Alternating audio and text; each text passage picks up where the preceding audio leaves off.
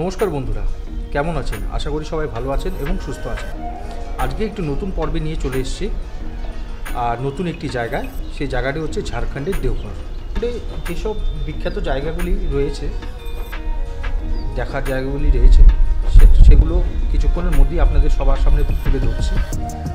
আর এমনি যখন বাড়ি থেকে বেরিয়েছিলাম তার আগে ঝাড়খণ্ডে শুনেছিলাম, দেওঘরে শুনেছিলাম প্রচণ্ড গরম। কিন্তু আজকে সকালবেলা যখন নামলাম দেওঘর স্টেশনে, ওয়েদারটা এত সুন্দর করেছে, বৃষ্টি, ঠান্ডা। কিন্তু একটা ছোট্ট সমস্যাও রয়েছে, সমস্যা বলবো না ঠিক, একটু একটা, কারণ ক্যামেরা আমি কতখানি ভিডিওগ্রাফি করতে পারবো সেটাও একটু সন্দেহজনক, কারণ বৃষ্টির মধ্যে আমার ক্যামেরাটা ওয়াটারপ্রুফ নয়। তো যতটুকু চেষ্টা করব দেখাবো আপনাদেরকে, আর সেই জায়গার ইতিহাসগুলো তো রয়েইছে। তো জুড়ে থাকুন আমাদের সাথে এই ভিডিওতে। তো চলুন আজকের জার্নি শুরু করা যাক।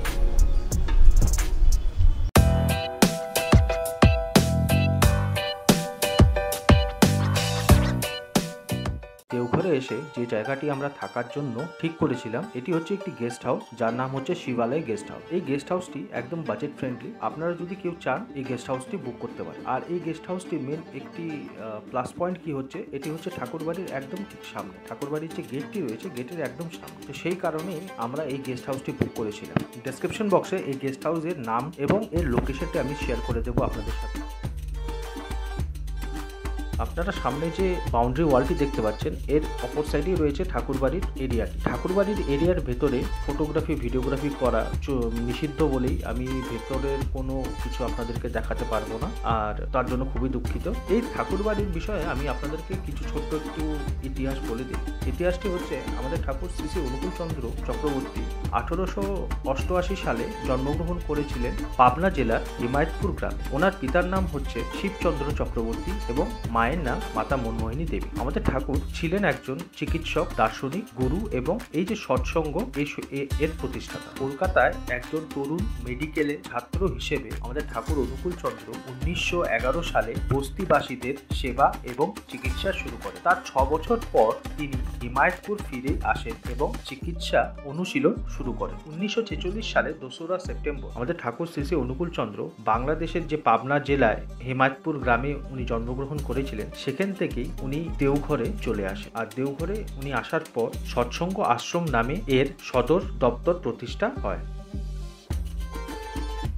আপনারা সামনে এই যে সাদা রঙের বিল্ডিংটি দেখতে পাচ্ছেন, এখানেই আনন্দবাজার দেয়া হয়, মানে ঠাকুরের ভোগ দেয়া হয়। আপনারা যদি কেউ আনন্দবাজার গ্রহণ করতে চান বা ঠাকুরের ভোগ গ্রহণ করতে চান, তাহলে এই বিল্ডিং এর 2nd ফ্লোরে চলে যাবেন।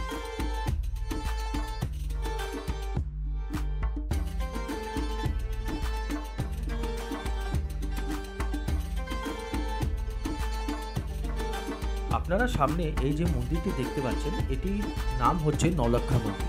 নলক্ষা মন্দিরটি বালকৃষ্ণের উদ্দেশ্যে নিবেদিত।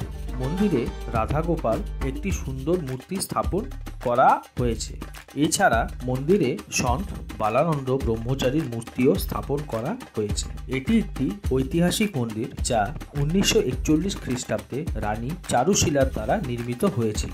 এই নলক্ষা মন্দিরের একটু ইতিহাস আপনাদেরকে বলে দিচ্ছি। রানী চারুশীলা ছিলেন কলকাতার পাথুরিয়া ঘাট নামক মর্যাদাপূর্ণ রাজ পরিবারের রানী, যার স্বামী এবং তার 8 বছরের ছেলের অকাল মৃত্যু হয়েছিল। তাই তিনি তার জীবনে অত্যন্ত দুঃখের সাথে জীবনযাপন করেছিলেন। তাই একদিন তিনি শান্তির সন্ধানে বাড়ি ছেড়ে দেওঘরে সন্ত বালানন্দের আশ্রমে আসেন। গুরু বালানন্দ ব্রহ্মচারীর পরামর্শে তার 8 বছরের ছেলেকে স্মরণ করে এবং ভগবান শ্রীকৃষ্ণকে নিজের পুত্র হিসেবে বিবেচনা করে তিনি এই নলক্ষা মন্দিরটি নির্মাণ করেন, যা বালগোপালকে উৎসর্গ করা হয়েছিল। তিনি মন্দির নির্মাণের জন্য 9 লক্ষ টাকা দান করেন, যার ফলে একটি বিশাল এবং আকর্ষণীয় মন্দির নির্মাণ হয়। তিনি সেই সময় 9 লক্ষ টাকা এই মন্দিরের পিছনে ব্যয় করেছিলেন নির্মাণের জন্য, সেই জন্য এই মন্দিরটির নাম হয়েছে নলক্ষা মন্দির।